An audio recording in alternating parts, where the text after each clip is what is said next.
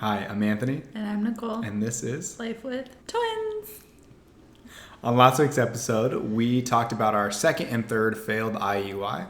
We talked about our first doctor and how not only did she not have an aggressive approach, but we tended to have to be around her schedule. We live in Gilbert area of Arizona, and that the doctor's office was in Scottsdale. So one of the biggest problems was the drive to get there, especially with samples that needed to be fresh. So one of the things that we decided to do was look for not only a more aggressive doctor, but luckily we found one that was much closer than the other one. So how did you actually find this doctor, and what was the story behind that one? I just started to reach out to other people who I knew were going through infertility or who had gone through infertility and asked them what clinics that they went to and which ones they liked. And this doctor's office had a lot of good feedback from, my coworkers and people that I know that have gone there. So I reached out to them, I think somewhere between my second and my third IUI, because I heard that they can have a bit of a waiting list. And so I reached out just to see what it would be, what the wait list would be for me to get an IUI there. And they asked if I had a preference of seeing a nurse practitioner, and I said no, that was fine. So then we were able to get in a lot sooner. And it actually ended up working out really well, because by the time I was done with my third IUI at the other doctor's office, in January, right? In January, I had an appointment in February ready for our fourth IUI. So we didn't even miss a beat. It was just, hey. It was such a smooth transition. Which was great, because the previous year before that, we had so many months in between with the holidays, we didn't have momentum with going from one IUI to the next IUI. It was like we would have to skip a month for some reason. And so this actually felt like, okay, this might be the right place to go, because we were already seeing progress. And the thing was, they were open, almost 7 days a week, right? Yeah. They are like a Monday through Friday facility. However, if your perfect transfer or IUI day is on a weekend, then they'll come in and they'll do it on a weekend versus trying to have you go a little bit earlier, a little bit later. So we really felt like at this facility that we were going to get the optimum time for our IUI, and that, they were really focused on us, our cycle, and not making our cycle to fit them, but they were going to fit our cycle. So when I met with a nurse practitioner, I had told her what we had done at the other fertility clinic, and that we had done 3 IUIs in the treatment plan that we had. And she said, most of the time, I think it was 90% of women who are going to get pregnant with an IUI do get pregnant in the first 3. But that she wanted to try 2 more at their facility using a little bit of a different approach. However, she didn't feel like we needed to do much more than that, because if we were going to get pregnant, then it probably should have had already happened.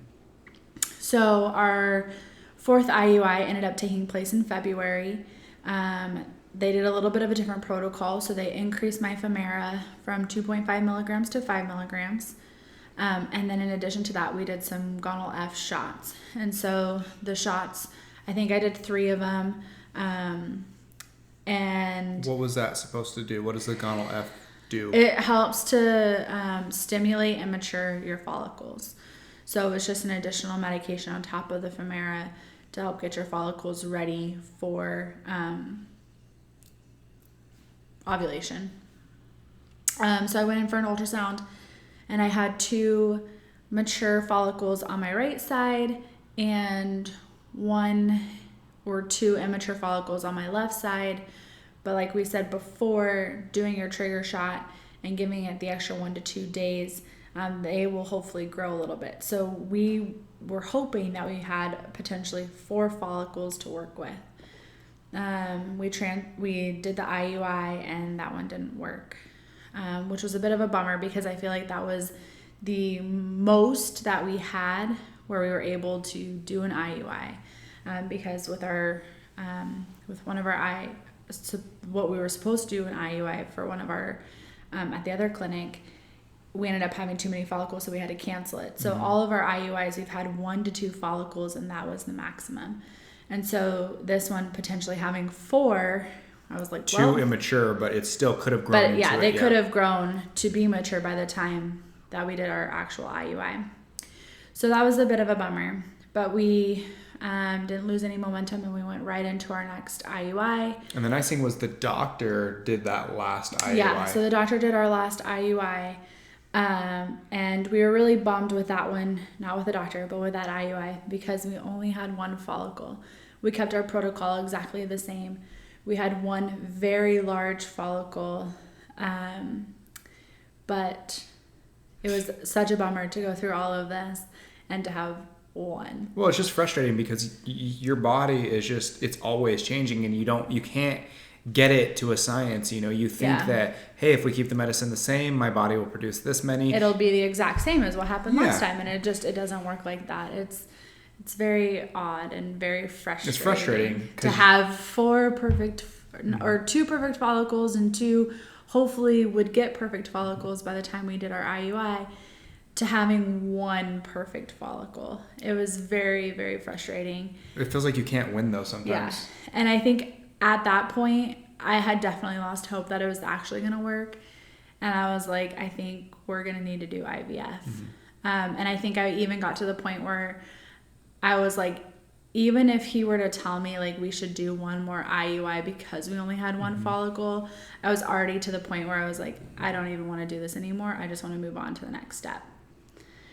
So our 5th IUI did not work, and we decided to take a break for a cycle. I think we just needed that mentally. Like, I just felt like we had been just constantly filled with disappointment, and we just needed some time for us to kind of just like mentally get back in it, because it just plays a toll mentally when you just feel like you continue to fail no matter what you do. When you're taking more medicine, you're getting more shots, you're doing everything you can. You were changing the way you were eating, you were doing everything, and you were constantly. We literally poured all of us into the last 2 years of infertility at that point. And to, finally get to the point of having medical help, seeking out a doctor who takes a more aggressive approach, who follows your cycle to the T and doesn't miss a beat.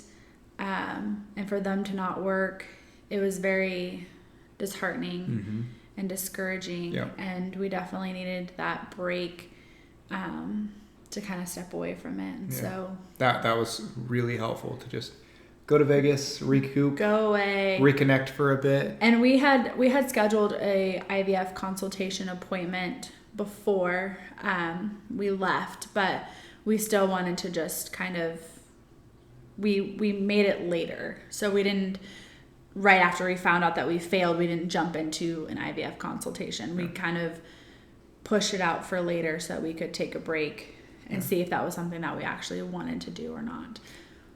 Yeah, but next week, let's talk about actually how we went through the consultation process of doing in vitro, kind of everything that we knew about it up until that point, how he explained the process, and just get a general overview, and then we'll talk about actually starting to go through it.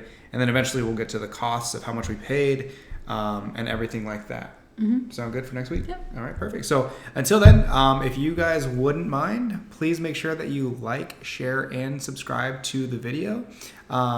That really helps us out if you guys are hitting that little like button, and hit the notification bell, because that way you guys will know when these videos are coming out. We try and post consistently every Monday at 4 p.m. Mountain Standard Time. However, sometimes we do have some issues, so sometimes they're a little bit later. They're a little bit later. We will try and be consistent, and then sometimes we have Thursday updates about how you're currently doing, and those actually may end up being after we talk about the process of in vitro. the Monday videos or the Thursday updates are probably going to be the Monday videos that we do, talking about her current situation and how she's handling pregnancy and everything else that comes along with being pregnant with twins. So let's talk about that next week. And until then, we will see you guys later. Bye.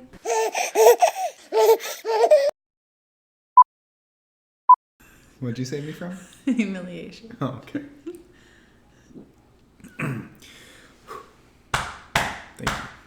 Thank you.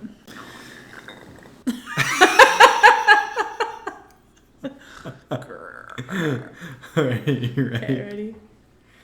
All right, every time I try and start with not all right. And so we begin. Hi, I'm Anthony. And I'm Nicole. And this is Life with Twins. It's my line. Oh, okay. All right, I'm going to do that again one more time. Why?